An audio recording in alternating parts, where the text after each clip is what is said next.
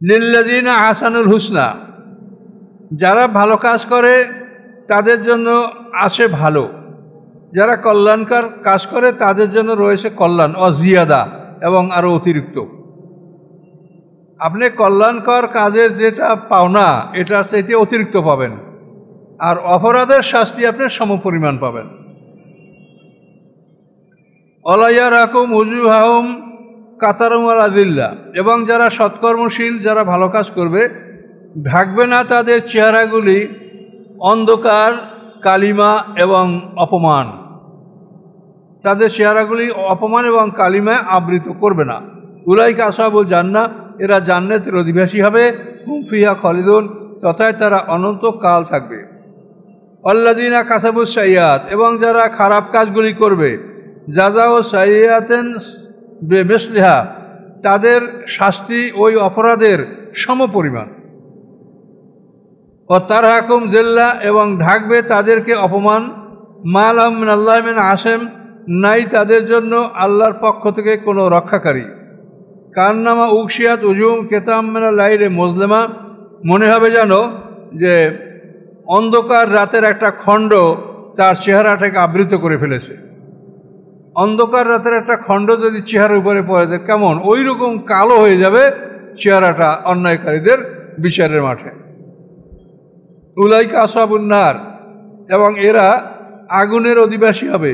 হুম ফিহা খালিদুন, তথায় তারা অনন্তকাল থাকবে।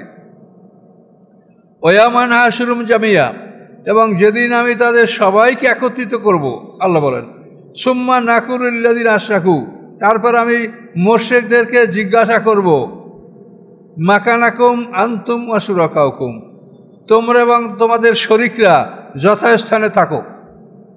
তোমরা এবং তোমরা যাদেরকে শরিক করেছো, দেবদেবী বা তোমরা দুনিয়ার কোনো মানুষকে মনে করেছো যিনি আমাকে ভেস্তে নিয়ে যাবে, এই শরিক যারা, যাদেরকে কোরবানান আলেহা, মানে আল্লাহর নৈকট্যে নিয়ে যাওয়ার জন্য তোমরা যাদেরকে নির্বাচন করেছো, তাদেরকে এই তোমরা যথাস্থানে থাকো, যথাস্থানে তারা দাঁড়াই যাবে। আল্লাহ বলেন ফাযাইয়ালনা বাইনাহুম, অতঃপর আমি তাদের মধ্যে মানে পার্থক্য সৃষ্টি করব, ব্যবধান সৃষ্টি করে দেব। অর্থাৎ মানে আবেদ আর মাবুদ আলাদা করে ফেলানো হবে।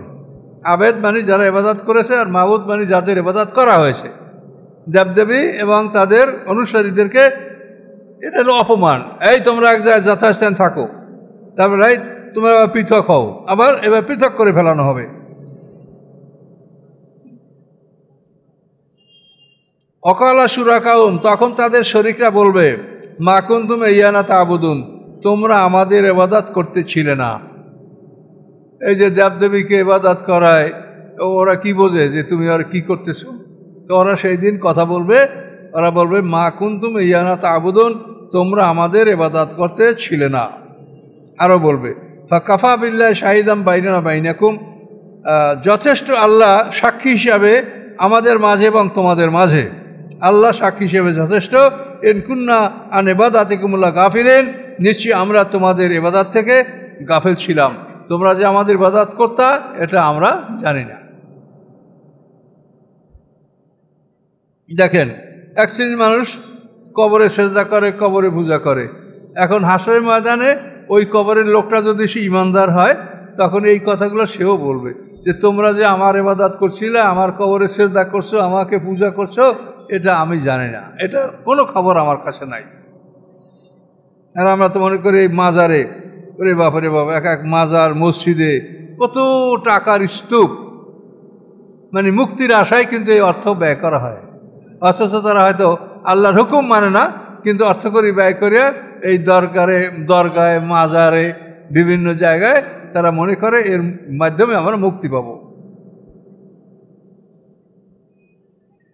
হুনালিকা তাবলু কুল্লু নাফসিম মা আসলাফাত, সেখানে ওই স্থানে বিচারের দিনে তাবলু কুল্লু নাফসেন, পরীক্ষা করে নেবে প্রত্যেকটা মানুষ মা আসলাফাত, যা সে অতীতে রেখে এসেছিল। সে যে ইতিপূর্বে যে কাজগুলি করেছিল, এই প্রত্যেকটি কাজকে সে পরীক্ষা করে দেখে নেবে যে আমি কি করেছিলাম এবং কি ফল আমি তার পাব। রুদ্দুল আল্লাহ মাওলামুল হক, এবং তাদেরকে ফিরিয়ে আনা হবে মাওলার দিকে, আল্লাহর দিকে। যিনি প্রকৃত মাবুদ ও মাওলা, তার কাছে ফিরিয়ে আনা হবে। আদাল্লাহুম মা কানু ইফতারুন, এবং তাদের থেকে হারিয়ে যাবে ওই সব কিছু যারা মিথ্যা রচনা করতেছিল। আল্লাহর ব্যাপারে যত সব মিথ্যা রচনা তারা করতেছিল, এগুলি সব সেদিন হারিয়ে যাবে।